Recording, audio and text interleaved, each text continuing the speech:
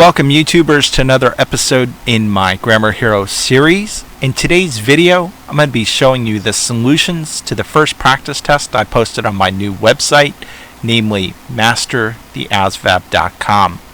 In case this is your first time on my channel, I recently did create a website where you can take practice tests. Again, the link is www.mastertheasvab.com. I'll go ahead and put a link in the description of this video. As a rule of thumb, I like to say that you need to take at least 10 practice tests before you take the real ASVAB. Right now, I have 3 on my website. Over the course of the next few months, I should have 10 up there for you. But that said, let's go ahead and get started with today's video. Again, I'm working in the arithmetic reasoning section of the first practice test. So if you haven't taken it yet, go ahead to my website, enroll in it, and try it out. But question 1 says this: a team won 8 of the 32 games it played in one season. What percent of the games did it win? So we're told that a team won 8 of the 32 games in which it played, and we want to know what percent that represents. Now, to do that, you can regard this as a long division problem. Namely, you could read this as 8 divided by 32, which would look like this: 8 divided by 32. But rather than doing this, which would take a lot of work, I'm actually going to simplify this fraction a little further before I actually do the division. More specifically, I'm going to divide the numerator as well as the denominator by a common factor of 8. And again, 8 goes into 8 one time, 8 goes into 32 4 times. So instead of doing this, which would take a lot of work, we see that 8 over 32 is the same as 1/4, which we should all recognize is the same as 0.25, which is the same as 25%. If, however, you got to this point and you didn't know that this was 0.25 or 25%, you could have read this as 1 divided by 4, which would look like this. And then you could have done the division and solved it. Let's go ahead and do that. 4 goes into 1. It doesn't. 1's too small. We have to add a 0 there. When we add a 0, we have to add a decimal up there. 4 goes into 10 2 times without going over. 4 times 2, of course, is 8. 10 minus 8 is 2. We add a 0. 4 goes into 25 times. And 5 times 4, of course, is 20. So we can see there's no remainder. Now we can see that 1/4 is the same as 0.25, which is the same as 25%. Okay? In light of the fact that the ASVAB is a computer adaptive test, the first few problems you're going to get are generally pretty easy. But since my practice test is not a computer adaptive test, you may get some easy problems in the beginning, harder problems at the end, and vice versa. So let's go ahead and move on to number 2. Number 2 says an employee's ratings on performance appraisals for the last 3 quarters were 92, 88, and 86. If the required yearly average to qualify for the promotion is 90, how much should the 4th quarter rating be? So this is an average problem. We should know that to find the mean or the average, we take all the numbers, we add them up. We take the sum of the numbers and divide them by the total number of numbers that there are. This is kind of the shorthand way to remember it. But in this problem, we have 1 data point, 2 data points, 3 data points, and we're given the average of 90, and we're asked to find what the 4th quarter rating should be. So for our problem, we're going to set it up like this. We're given the mean. We know it's got to be 90 in order to qualify for the promotion. We know 3 of the data points: 92, 88 and 86. The fourth data point we do not know, so we're going to represent that as an x. And again, the mean is the sum of the numbers, which we have here, including the unknown 1, over the total number of numbers, 1, 2, 3, 4. Okay, so again, we just filled in the formula accordingly, and now we can actually solve for x. The first thing I'm going to do is multiply both sides by 4. This crosses out. 90 times 4 is 360. Again, 9 times 4 is 36. Therefore, 90 times 4 is 360. We're left with this. 92 plus 88 plus 86 plus x equals 360. Now we got to solve for x. What I'm going to do is I'm going to combine these numbers into one big number. So let's go ahead and do that. Again, we have 92, 88, and 86. 8 plus 2 is 10, plus 1 is 16. Carry the 1. 9 plus 1 is 10. 8 plus 8 is 16. 10 plus 16 is 26. So this is 360 equals 266 plus x. Again, we're solving for x, so we're going to subtract 266 from both sides. This crosses out. Now, I'm going to rewrite this. X equals 360 minus 266. Let's go ahead and work that out. Many of you can probably do that mentally, but let's not make mistakes. 0 minus 6 we can't do. We have to borrow 1. This becomes 5. This becomes 10. 10 minus 6 is 4. 5 minus 6 we can't do. We have to borrow 1. This becomes 2. This becomes 15. 15 minus 6 is 9. 2 minus 2 is nothing. So we can see x is going to be 94. In other words, to qualify for the promotion, the unknown, the fourth quarter's employee evaluation must be a 94 or greater. Okay? Kind of a difficult problem there. And I do remember seeing these types of problems when I took the ASVAB, so I'll be prepared for these.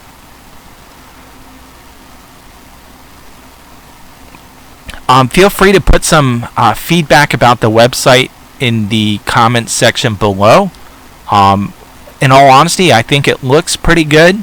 There are some things I still need to work on, but your feedback's always welcomed.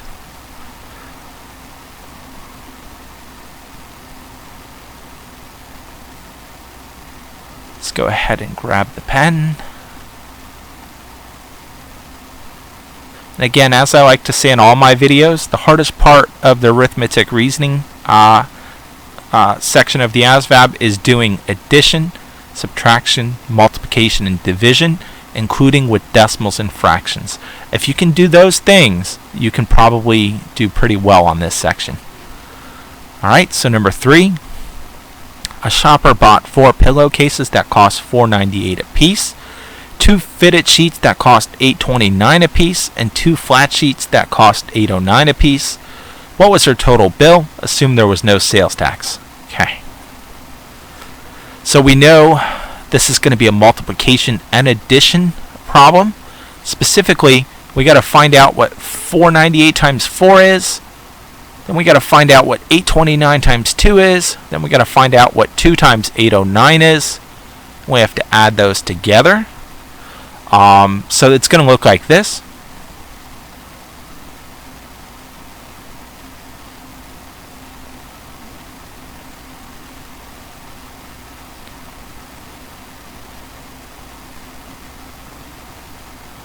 Let me go ahead and get this last one up here.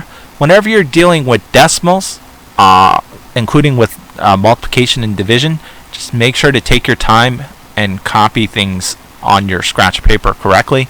It's the worst feeling in the world is making a mistake, not because you didn't understand the math, but because you transpose something wrong.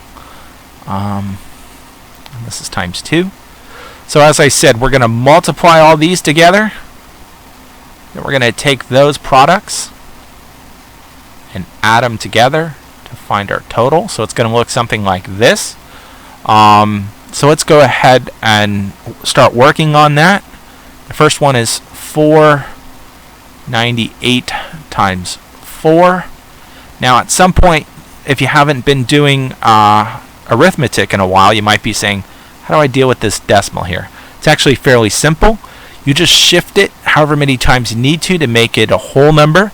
In this case, I'm making 4.98 into 498 by shifting the decimal place 2 times. In reality, we're going to work out this problem, 498 times 4, albeit with 2 decimals to add back in at the left, to the left at the end. 8 times 4 is 32, carry the 3. 9 times 4 is 36, plus 3 is 39, carry the 3. 4 times 4 is 16, plus 3 is 19. Add our 2 decimal places back in, 1, 2. So we can see 4.98 times 4 is 1992. All right, let's do the same thing with 829. Again, we're shifting the decimal. In this case, we're moving it 2 times to make 829, 8.29, 829. So we're going to work out this, 829 times 2 with 2 decimals to add back in at the end. 9 times 2 is 18, carry the 1. 2 times 2 is 4, plus 1 is 5. 8 times 2 is 16. Add the 2 decimal places back in, 1, 2. We can see this is going to be 1658. Okay, the final one, 809 times 2. And in this, since I've showed you how to do it twice by rewriting it, I'm not going to rewrite it in this case. I'm just going to move the decimal place twice and add it back in at the end. 9 times 2 is 18. Carry the 1. 2 times 0 is 0, plus 1 is 1. 8 times 2 is 16. Add our 2 decimals back in, 1, 2. So this is going to be 1618. Hopefully I didn't make a mistake. Let's go ahead and now add 1992 plus 1658 plus 1618. So we got 1992 plus 1658 plus 1618. And the way you add decimals is you just line up the decimal and drop it in place. You don't have to do anything fancy like shifting it to the left or the right. So let's go ahead and work this out. 8 plus 8 is 16, plus 2 is 18. Carry the 1. Now at this point, I can see the last digit in our answer has to be an 8. There's an 8 there, there's an 8 there, there's an 8 there, there's a 6 there. So we know this isn't the correct answer choice. 9 plus 1 is 10, plus 5 is 15, plus 1 is 16. Okay, and carry the 1 there. So again, I know the second digit is going to be a 6. That's a 5, so we know that's not it. That's a 6, and that's a 6. So right off the bat, I've whittled this problem down to just 2 possible answer choices. Which is going to help you kind of make logical choices in the future. So let's see. 9 plus 1 is 10, plus 10 plus 16 is 22. No, 9 plus 1 is 10, 6 plus 6 is 12, 10 plus 12 is 22. Carry the 1, or carry the 2 in this case since it's 20. 1 plus 1 plus 1 is 3. 3 plus 2 is 5. So we can see our correct answer choice is 5268. A lot of work for this problem, but nothing too difficult. As long as you can work through the problem by doing the multiplication and addition, you should get these problems right every time. Okay, so let's move on.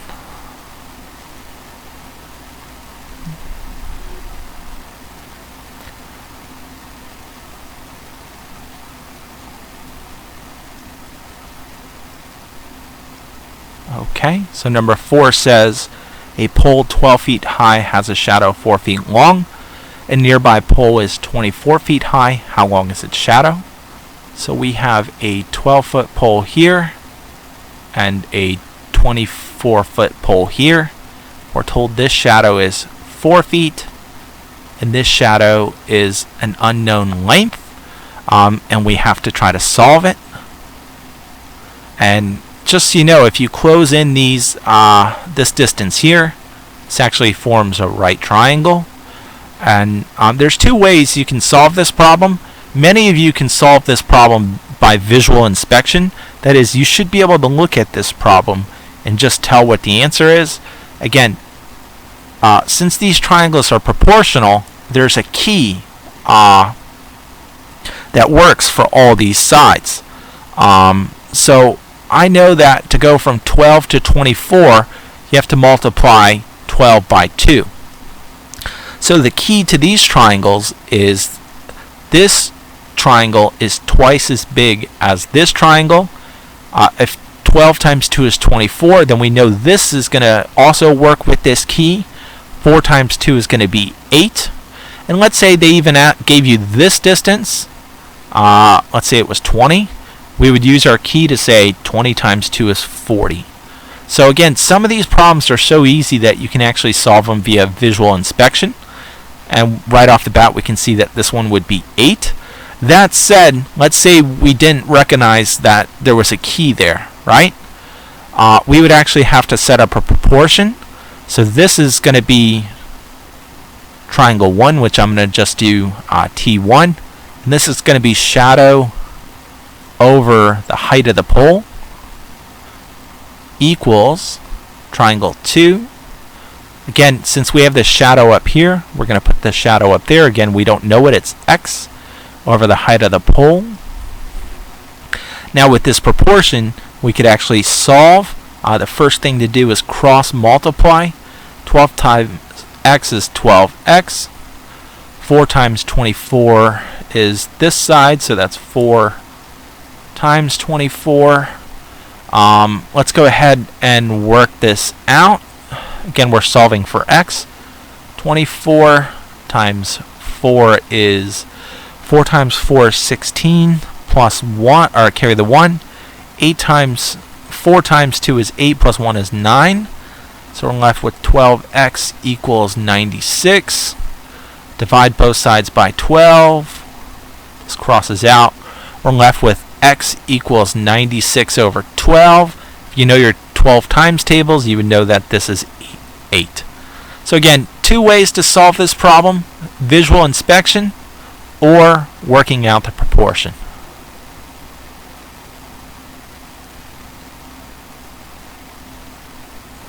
Alright, let's go ahead and move on to the next one.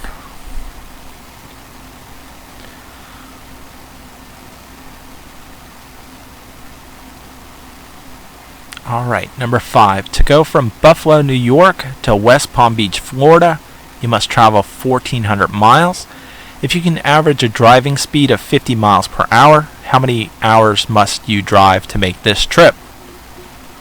So one question type you'll see a lot on the ASVAB is in regard to the distance formula, which is distance equals rate times time. You'll see a lot of variations of this on the ASVAB, especially if you're doing very well. Thankfully, it's fairly easy to deal with. As soon as you recognize that you're dealing with the distance formula, you just write down d equals RT, and then you plug things in accordingly. In this case, we're told that the total distance is 1,400 miles, so this is going to be our t.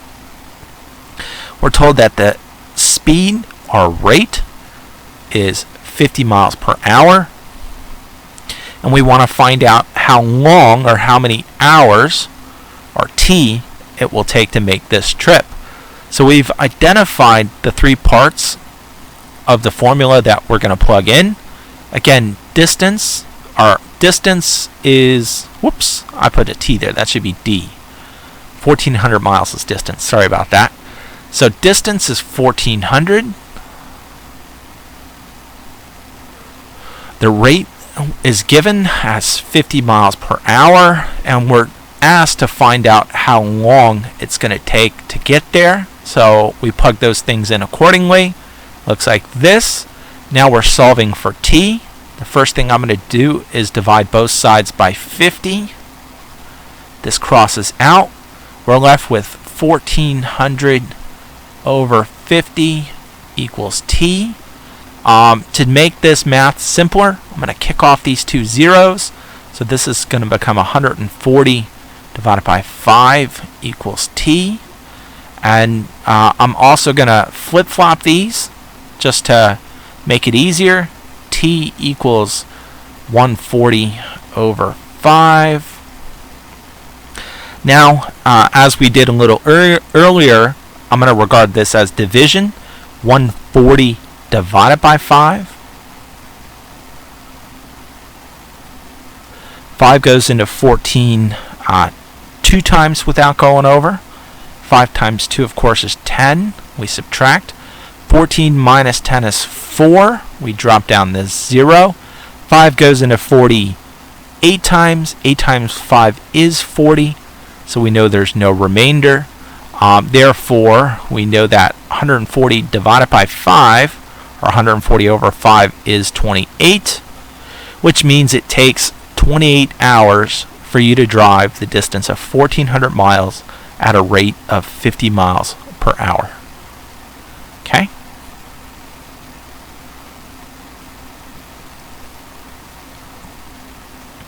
And I don't know if I mentioned this yet in the video, but a big part of doing well with arithmetic problems is knowing your times tables. You should know your 12 by 12 times table. That will help you tremendously. Okay. Number 6. Pencils are bought at 70 cents per dozen and sold at 3 for 20 cents. The total profit on 6 dozen is. So we have to recognize we're being asked to find the profit. And to find the profit, we take our sold price minus our cost. So we're going to have to find these two things first to find our profit. Let's start with the cost to buy the pencils. We're told that they're 70 cents per dozen, and again we're dealing with 6 dozen being sold, so we're simply going to do 70 cents times 6 to find our cost. Again, we're dealing with a decimal. Again, 0.70 is the same as 70 cents, so I'm going to shift this 2 decimal places and I'll add those back in at the end. 0 times 6 is 0. 7 times 6 is 42. Again, times table. Shift our 2 decimals back in. 1, 2. So let me go ahead and keep working on this. So we know our cost to buy 6 dozens of pencils is $4.20. Now we got to find how much we sold them for. But instead of being told they're per dozen, we're told we sell them at 3 for 20 cents. So to find the selling price, or how much we sold, we're going to convert 6 dozen to 12s. So we're going to do 6 times 12. 2 times 6, of course, is 12. Carry the 1. 1 times 6 is 6. Plus 1 is 7. So we know 6 dozen is the same as 72 pencils. I'm going to take this 72, divide it by 3, and then multiply it by 20 cents to find out how much we sold in total. So again, 72. Again, we're selling them 3 for 20 cents. So we got to divide this by 3. 3 goes into 7 2 times. 2 times 3 is 6. Subtract.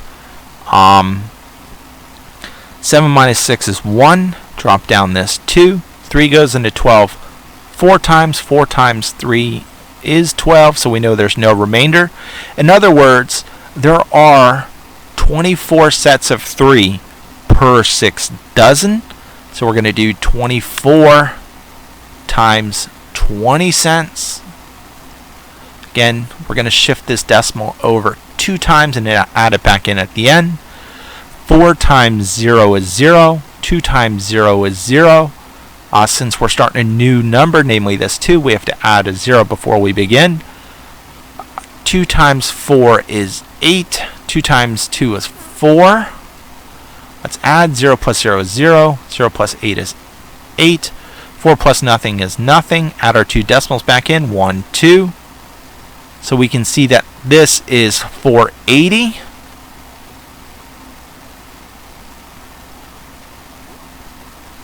And this is getting a little sloppy, I apologize.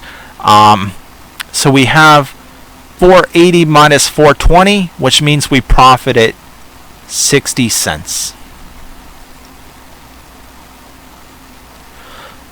Okay.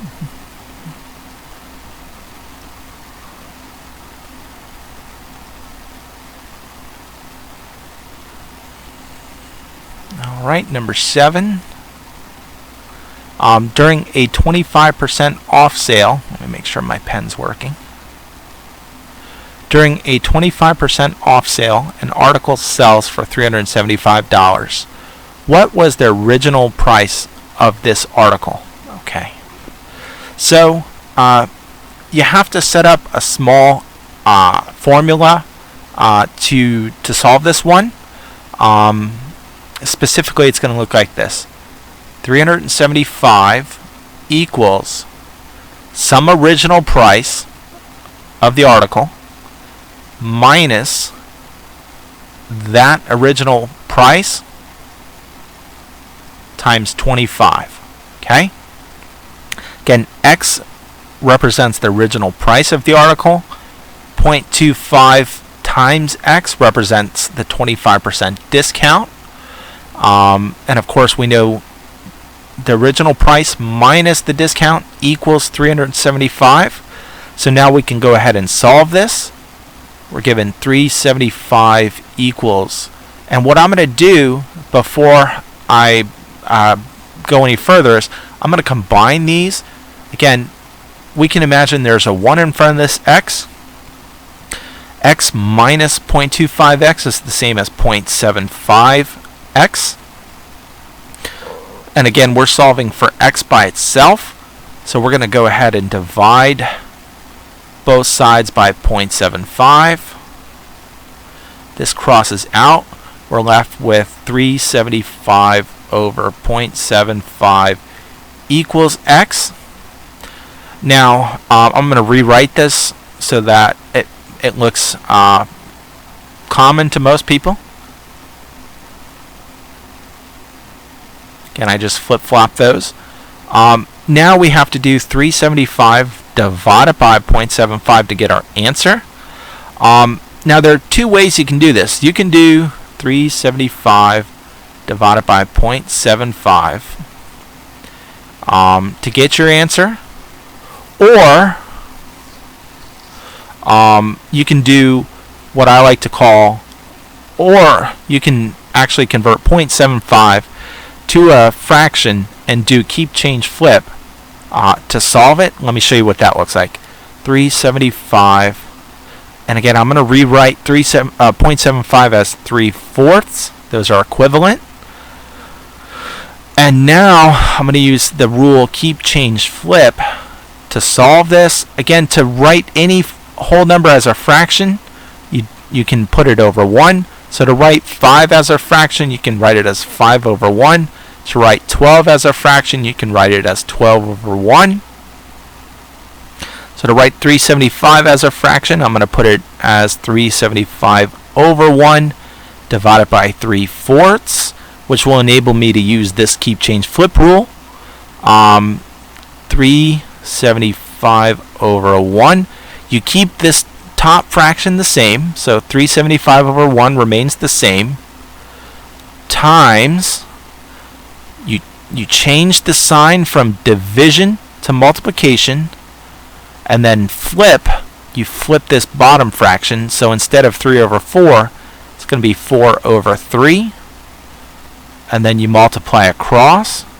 So this becomes 375 times 4 over 1 times 3. So let's go ahead and work that out.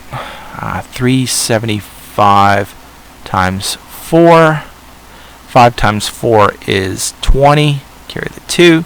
7 times 4 is 28. Plus 2 is 30. Carry the 3. 4 times 3 is 12. Plus 3 is 15. So this becomes 1500 over 3. We know 3 goes into 15 5 times. Therefore, 3 goes into 1500 500 times. So we know our answer is going to be 500. Again, you could have solved it this way if you wanted to, but I prefer working with fractions. Those are a little bit easier for me to do.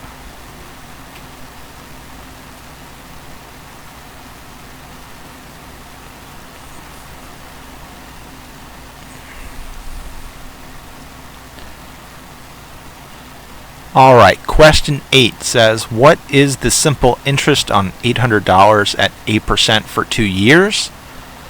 So in this case, we need to know the formula to find simple interest, and that's this.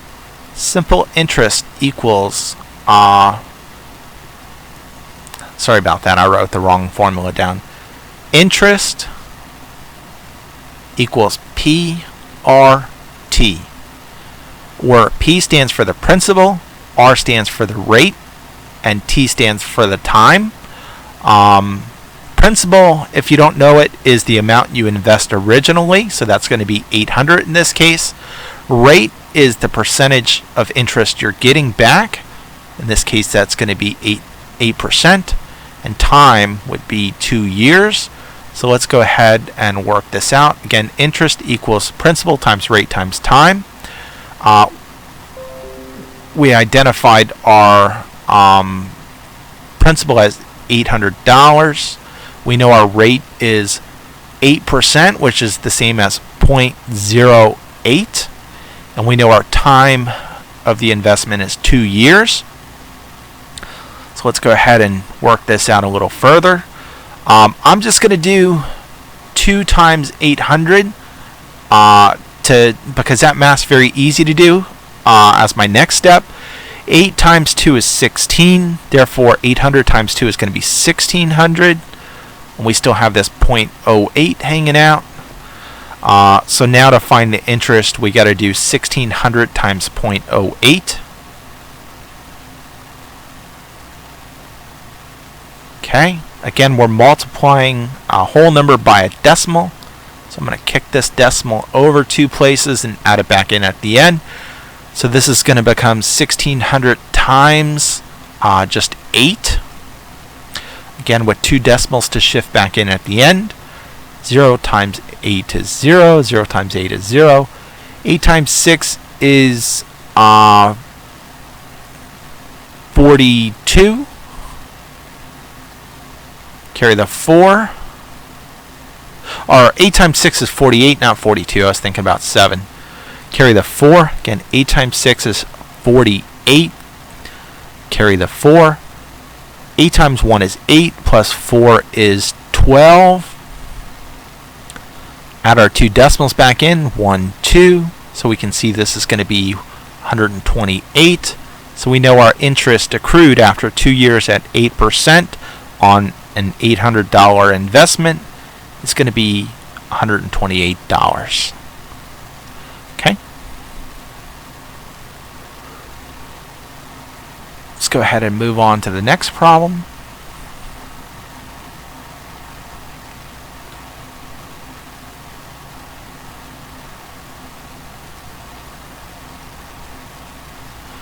If a barrel has a capacity of 100 gallons, how many gallons will it contain when it's 2/5 full? So again, this is a proportion problem. 2/5 equals how many gallons out of 100.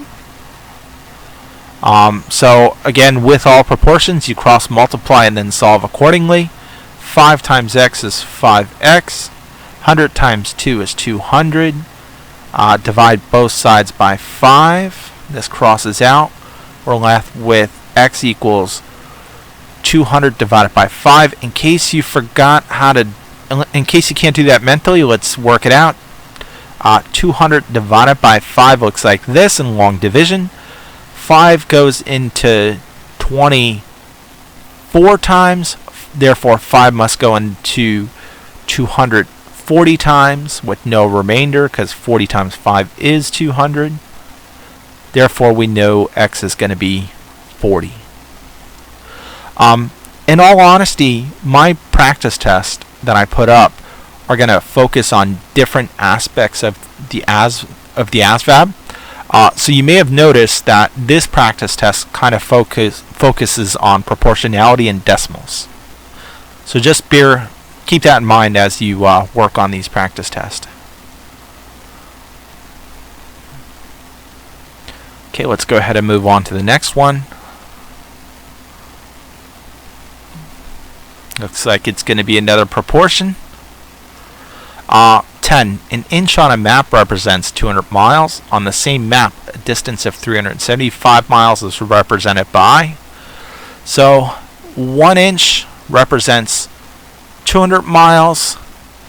How many inches represent 375 miles? Just like in the last problem, we're going to have to cross multiply to solve. So 200 times x is 200x.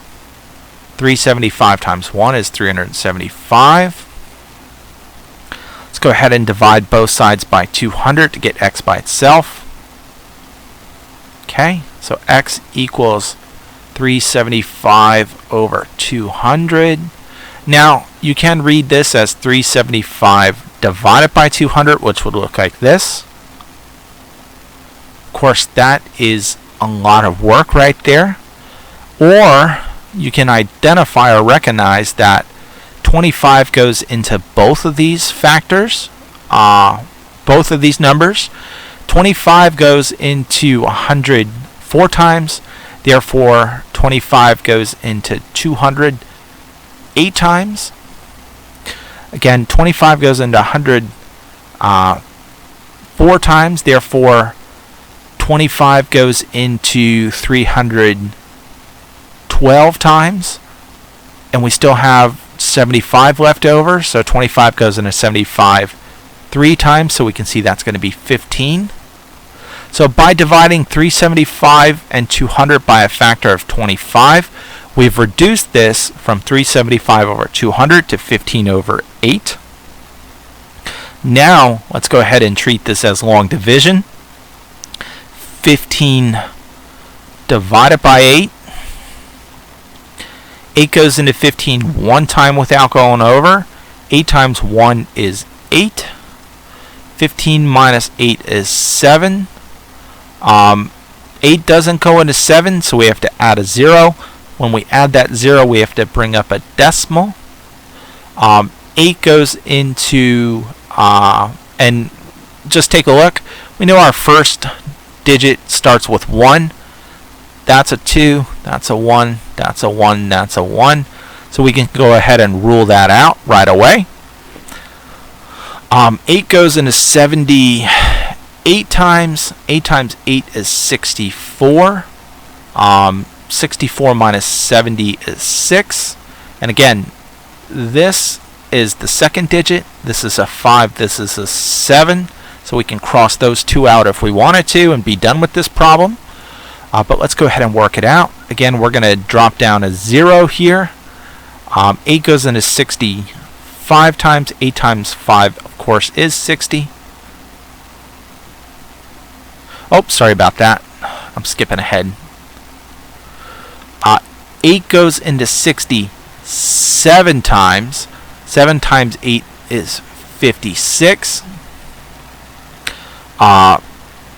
60 minus 56 is 4. Add a 0.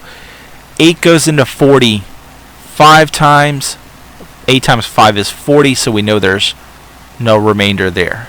So this answer is 1.875. Sorry about messing that up. I was going back and forth, so I apologize for that.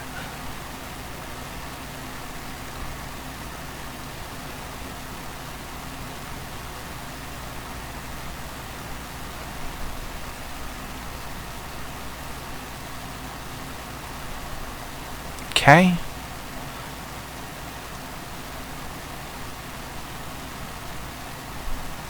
Number 11, a train is heading west and train A is heading west and train B is heading east at 1 p.m. They are 910 miles apart. If train A is traveling at 70 miles per hour and train B is traveling at 60 miles per hour, what time will they meet? So we got to think about this one since we're told they're meeting, but we're not told where they're starting at. Let's go ahead and put a little compass up here. North, south, east, and west. We're told they meet, so let's say they meet somewhere in the middle there. And we know they're traveling east and west. If train A is heading west, we know train A is starting at the east point and starting west, so we know train A is going to be over here. And if train B is heading east, we know train B must be over here in the west somewhere. Okay? Since we know they're meeting, they have to be on opposite ends. So let's go ahead and take just this section and plot it over here. Again, train A is there. Train B is starting there. We're told they meet in the middle, and we're told that they go a total distance of 910 miles. So we can regard this total distance of this line as 910 miles. We know train B is going 60 miles per hour. We know train A is going 70 miles per hour. Again, this one's heading this direction. This one's heading this direction so that they meet. Again, we have to recognize that we're dealing with the three key elements of the distance formula, namely distance equals rate times time. We're given a distance. We're given two rates, 60 and 70, and we want to know what time will they meet. So our unknown factor again is time. So the key to solving these problems is not to think of these trains separately, but to think of them as a separate train called train C. Because logically speaking, you can think of these two combined rates as train C going 910 miles, albeit at a combined rate of 130 miles per hour. So this train C is just going one direction at a combined rate of 70 plus 60 miles per hour. And believe it or not, the math's going to work out the same way. But this is much easier to work with. So let's go ahead and use the fact that this is the same as a combined rate. We have 910 equals rate is 130 miles per hour times t. To solve for t, divide both sides by 130. That crosses out. We're left with t equals 910 divided by 130. Now let's think about it this way, because this is still somewhat difficult to do. This is 910 divided by 130. If they leave at 1 p.m., that means to get to 8 o'clock, that'd be 1 to 2, 2 to 3, 3 to 4, 4 to 5, 5 to 6, 6 to 7, 7 to 8. This would be a 7-hour trip. To get to 9, that'd be an 8-hour trip. To get to 7, that'd be a 6-hour trip. To get to 6, that would be a 5-hour trip. So we can see all these numbers are even. So we know that 910 divided by 130 is going to be an even number. I'm just going to start right here and say 130 goes into 910 7 times. So let's do that. 130 times 7 is, 0 times 7 is 0. 3 times 7 is 21. Carry the 2. 7 times 1 is 7. Plus 2 is 9. So we can see that 910 divided by 130 is 7. We would take this 7 hours, add it to 1 p.m. to get 8 p.m. as our answer. Kind of a difficult problem. I was a little distracted as I was doing it, but if you want more help with distance equals rate times time problems, on my YouTube channel, I do have a video that's devoted entirely to this idea. Okay?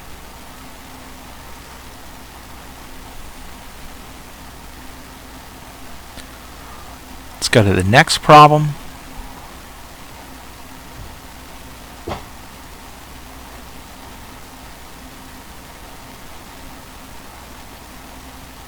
People are actually shooting fireworks off, which is kind of distracting, and that's why I'm losing my train of thought on some of these, so just bear with me.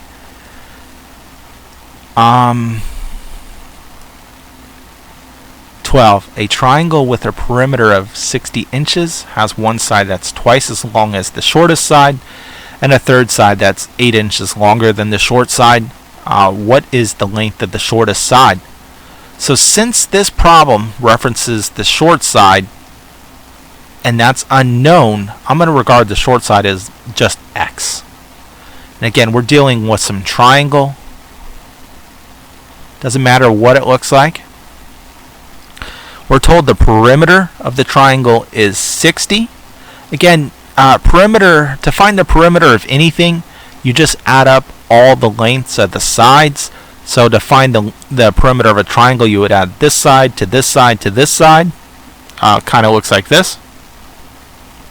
S1 plus S2 plus S3. Again, this could be S1, S2, and S3. You just add up all the sides.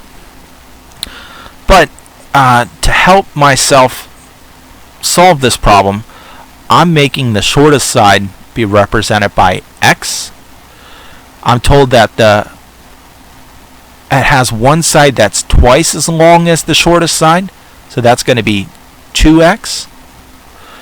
And a third side that's 8 inches longer than the short side, so that's going to be x plus 8. And again, we're told the perimeter equals 60. And again, we know the perimeter is just adding up all the sides. So we know 60 equals x plus 2x plus x plus 8. Let's go ahead and solve for x. First, I'm going to combine like terms. X plus 2x plus x is 4x. We have this 8 hanging out there. Subtract 8 from both sides. This crosses out. 60 minus 8 is 52 equals 4x. Divide both sides by 4. This crosses out. Now we're left with x equals 52 over 4. We don't see that as an answer choice, so we know we have to work that out. Again, this is 52 divided by 4. 4 goes into 5 one time without going over. 4 times 1 is 4. 5 minus 4 is 1. Bring down this 2. 4 goes into 12 3 times. 4 times 3, of course, is 12. So we know there's no remainder. So we can see that 52 over 4 is the same as 13. Again, we found x. I let x be represent the shortest side. So we know the shortest side is 13 inches.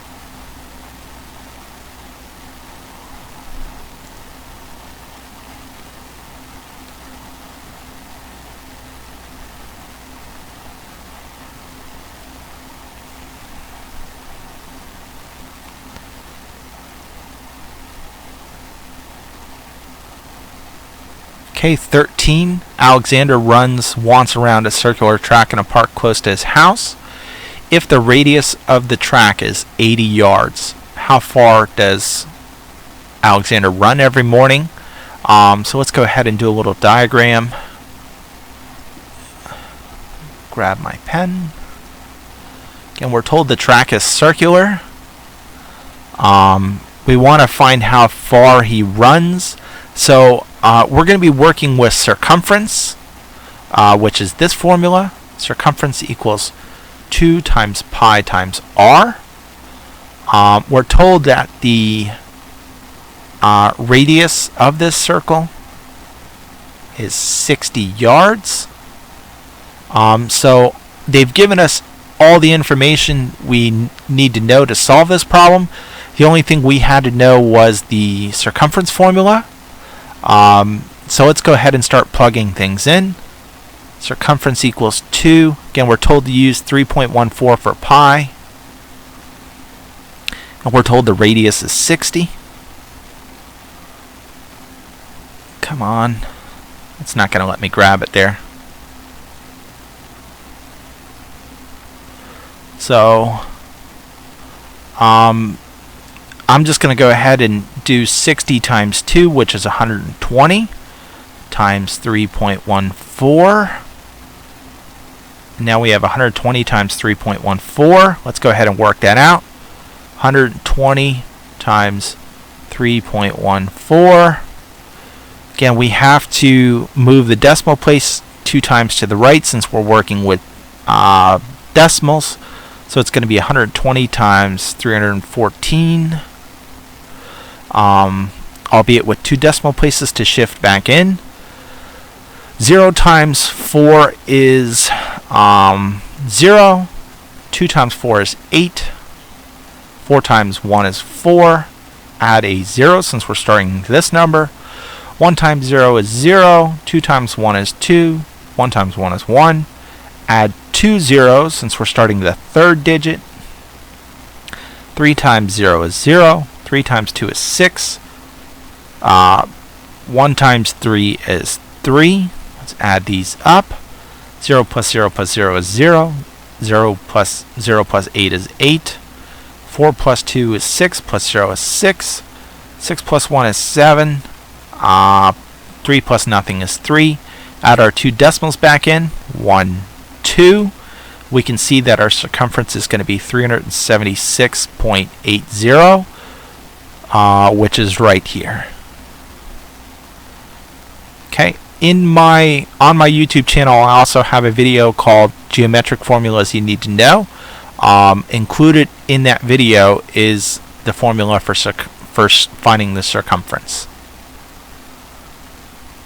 So let's go ahead and move on to the next problem.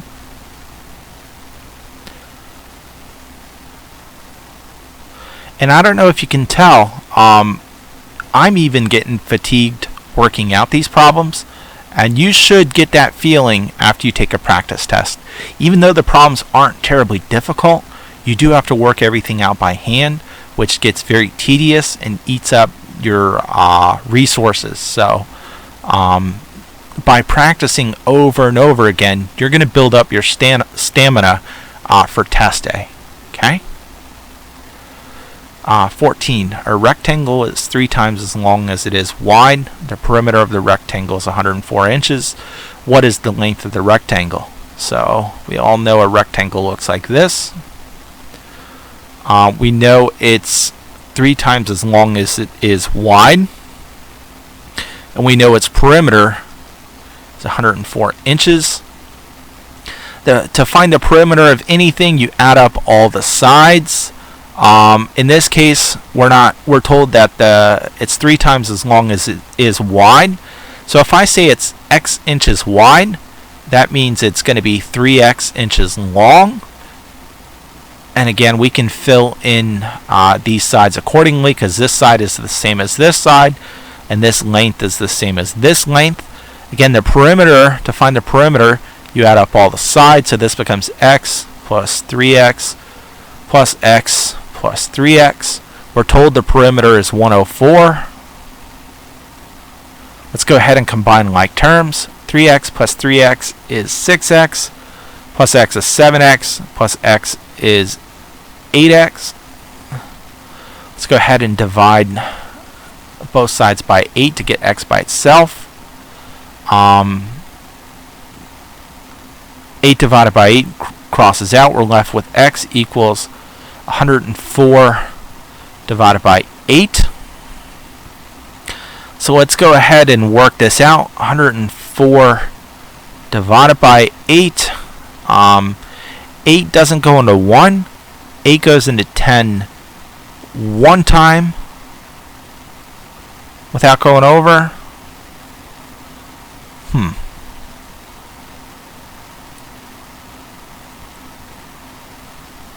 Okay. Sorry about that. I thought we were finding the long side. So let me just keep working. 8 goes into 10 one time without going over. 8 times 1 is 8. Subtract. 10 minus 8 is 2. Drop down this 4. 8 goes into 24 3 times. 8 times 3 is 24. So we know there's no remainder. So we know x is equal to 13. Now this is where I paused just a second ago. This x represents the width, and we're being asked to find the length. So this is 13. Therefore, we know the length is going to be 13 times 3. 13 times 3 is 3 times 3 is 9. 1 times 3 is 3. So it's going to be 39 inches. Okay.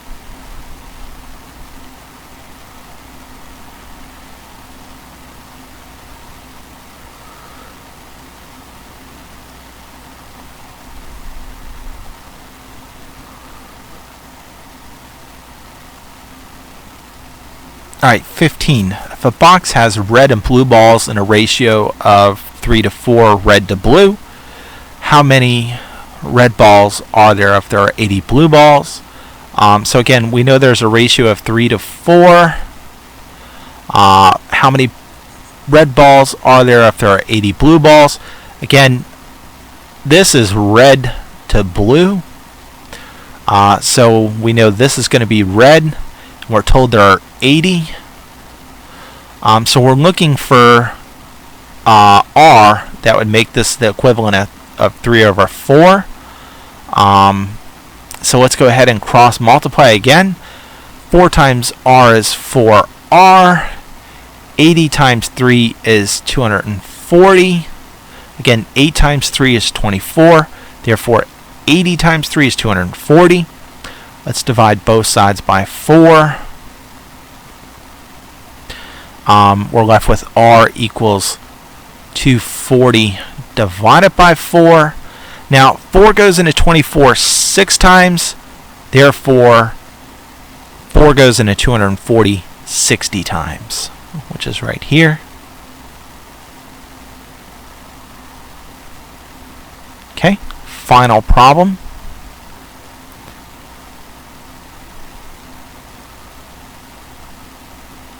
In a pile of cards, there are 2 spades, 3 hearts, 5 clubs, and 8 diamonds. What is the probability that Alan will pick out a spade? So this is a very basic probability problem. To find the probability, you have to add all these up and then divide, put the spade over that. So we have 2 plus 3 is 5. 5 plus 5 is 10. 10 plus 8 is 18. So we know in total there are 18 cards, and the odds of picking a spade out of the pile, there are only 2 spades. So we know the odds are 2 out of 18. We don't see that as an answer choice. So we know we have to simplify this fraction specifically by a factor of 2. 2 divided by 2 is 1. 18 divided by 2 is 9. So we know the odds of picking 2 spades out of 18 total cards is 1/9. Okay. So that's it for this video. In all honesty, this first practice test is one of the easier practice tests on my website. That third practice test I posted is probably pretty similar to what you'll see on the ASVAB. So if you haven't had a chance to take a look at it, go ahead and try it out. But that's all I have for you in this video. As always, feel free to leave some feedback in the comments section below. Please subscribe to my channel if you find my content helpful. In the coming days and weeks, I'll be adding more solutions to my YouTube channel. And in addition to doing that, I'm also going to add a few more practice tests to my website. But on that note, I'm going to go ahead and cut you guys loose. Konnichiwa.